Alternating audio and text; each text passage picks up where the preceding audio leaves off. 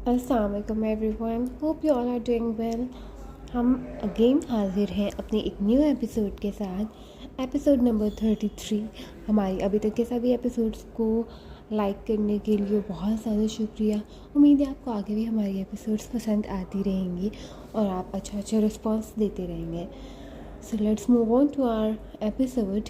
قسط نمبر 33، ہار زندگی، تحریر عائش ملک۔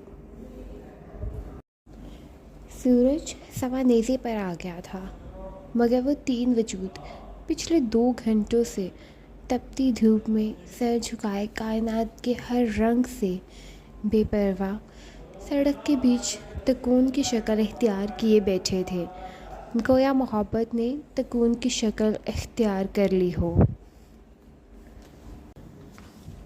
مگر تلخ حقیقت یہ تھی کہ تکون تو ٹوٹ جانے کے لیے ہی بنتی ہے، جس کے ایک سرے کو منزل نہیں ملا کرتی۔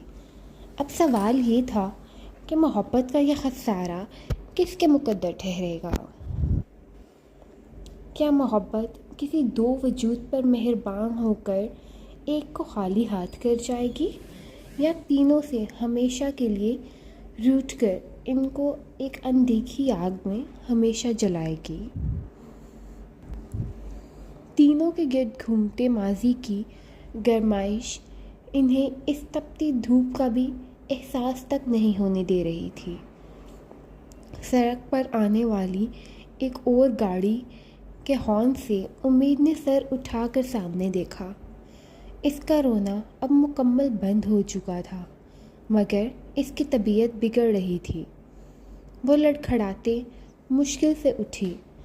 اس کو اٹھتے دیکھ عمر اور دانیال بھی اپنی جگہ جلدی سے کھڑے ہوئے۔ وہ اس کو کچھ بھی کہہ کر مزید پینک نہیں کرنا چاہتے تھے۔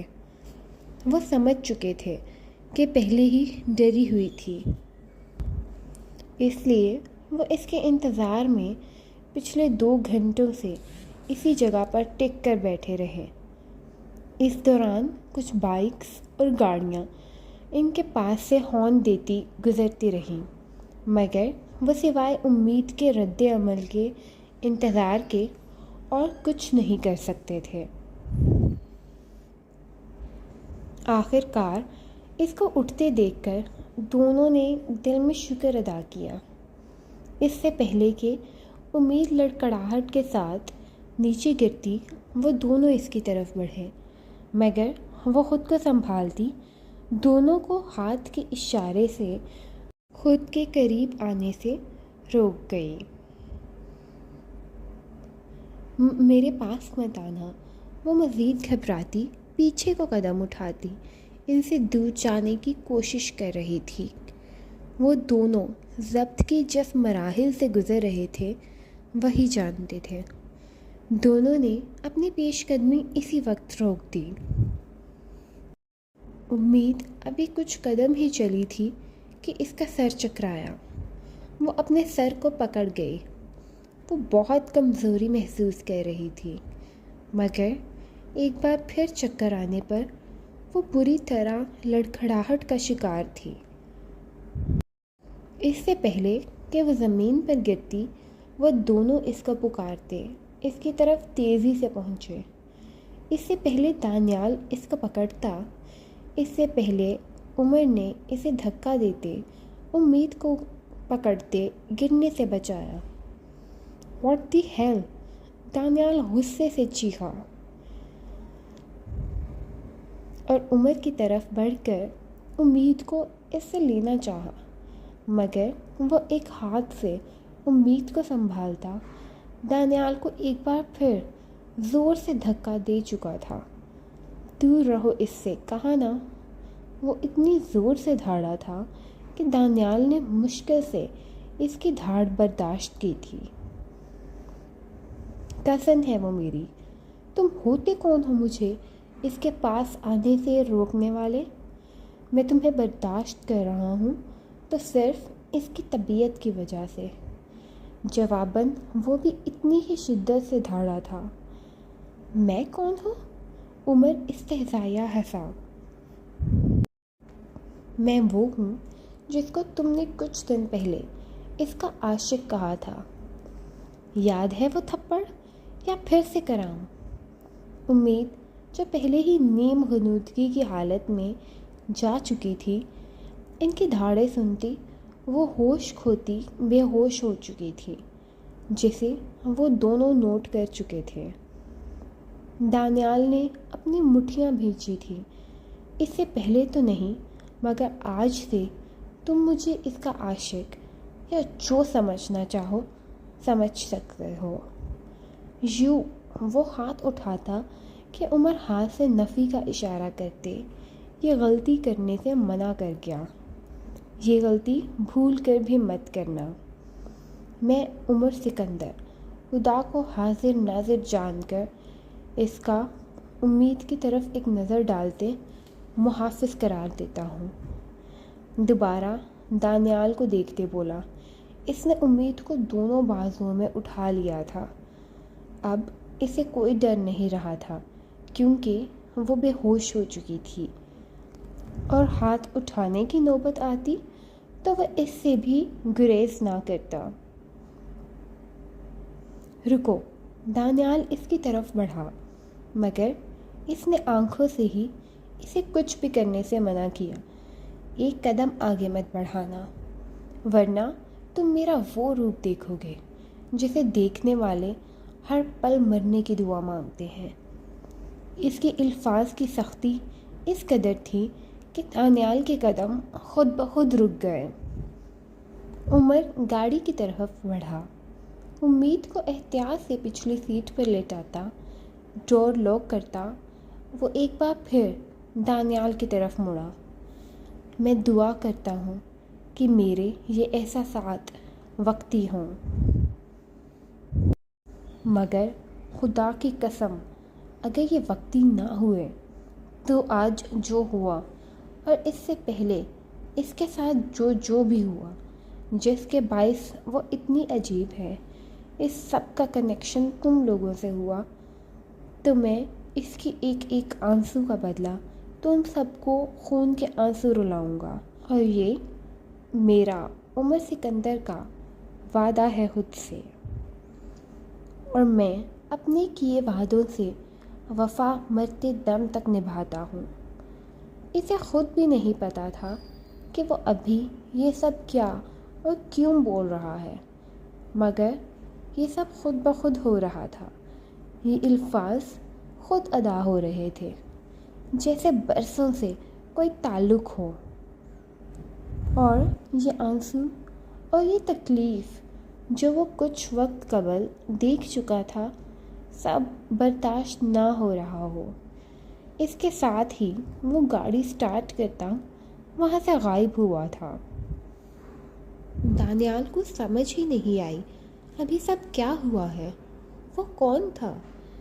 کیسے امید پر حق جما کر اس کو لے کر جا چکا تھا، اور وہ اسے لے کر کہاں گیا تھا؟ وہ اپنے بالوں کو مٹھیوں میں بھرتا چیخا تھا۔ لمبے لمبے سانس بھرتے اس نے خود کو نارمل کیا۔ نہیں، مجھے امید کے ساتھ ہونا چاہیے، وہ میری کزن ہے، میری ذمہ داری ہے۔ جلدی جلدی خود کو سنبھالتا گاڑی کی طرف بھاگا۔ اب اس نے عمر کا پیچھا کرنا تھا۔ جو بھی تھا، اس دن امید کو عمر کے ساتھ دیکھ کر وہ نتیجہ اخذ نہیں کر پا رہا تھا کہ کیا وہ واقعی ایک دوسرے کو جانتے تھے؟ اگر وہ دونوں ایک دوسرے کو واقعی پسند نہیں، ایسا کچھ نہیں ہوگا۔ امید کسی کے کبھی قریب نہیں ہوتی، وہ اس شخص کو جانتی بھی نہیں ہوگی۔ ہاں، ایسا ہی ہے۔ وہ خود کو تسلیاں دیتا فل رفتار کے ساتھ گاڑی بھگا رہا تھا۔ کچھ ہی منٹوں میں عمر کی گاڑی کو ڈھونڈ چکا تھا۔ اب بس احتیاط سے اسے اس گاڑی کا پیچھا کرنا تھا۔ اس شخص کے الفاظ سننے کے بعد وہ اسے غصے کے بجائے سمجھداری کے ساتھ ڈیل کرنے کا سوچ چکا تھا۔ یہ چہرہ آخر کیسے یہی کیوں؟ وہ گاڑی کی اسٹیئرنگ پر ہاتھ مارتے، بار بار خود سے سوال کرتے، دھیمی آواز میں چیخ رہا تھا۔ اسے وہ پل بار بار یاد آ رہا تھا جب وہ گاڑی سے اتر کر امید کی طرف بھاگا تھا، مگر جب اس کا چہرہ اس کے سامنے آیا تھا، اسے لگا دھڑا دھڑ 7 آسمان اس کے سر پر گر چکے ہوں۔ یہ چہرہ، ہاں یہ وہی چہرہ تھا۔ وہ مر کر بھی یہ چہرہ نہیں بھول سکتا تھا۔ اس سے پہلے وہ اسے ہمیشہ ماسک میں دیکھتا آیا تھا تو وہ پہچان نہیں سکا تھا۔ تو کیا یہ وجہ تھی کہ میں بار بار ان آنکھوں کی کشش کو محسوس کرتا تھا؟ کیونکہ میں تو اس چہرے سے برسوں پہلے سے آشنا ہوں، مگر آنکھیں، تو کیا وہ تب لینس کا استعمال کرتی تھی یا اب وہ لینس پہن رہی ہے؟ یا اللہ، یہ کیا ہو گیا؟ یہ سب میرے ساتھ کیوں؟ آخر کیوں کیوں کیوں کیوں؟ اس سوچ کے ساتھ اس کی سانس رک رہی تھی۔ اس چہرے کو میرے سامنے پھر آنا تھا، اسی کے لیے میرے دل نے بدلنا تھا۔ آخر کیوں؟ وہ سیٹ کے پشت پر ہلکے ہلکے سے سر کو مارتے بڑبڑا رہا تھا، یا اللہ مجھے اس آزمائش سے بچا لے، وہ آزمائش جس کا مجھے پہلے ہی پتہ ہے کہ میں ہار جاؤں گا۔ یہی کیوں آخر اے اللہ؟ وہ چہرہ اوپر اٹھاتا سوال پر سوال کیے جا رہا تھا۔ پچھلے 2 گھنٹوں سے وہ خود کو یقین دلانے کی کوشش کر رہا تھا کہ یہ وہ چہرہ نہیں ہے، مگر کیسے؟ ہاں جیسے اسے کچھ امید نظر آئی تھی۔ ہاں، امید۔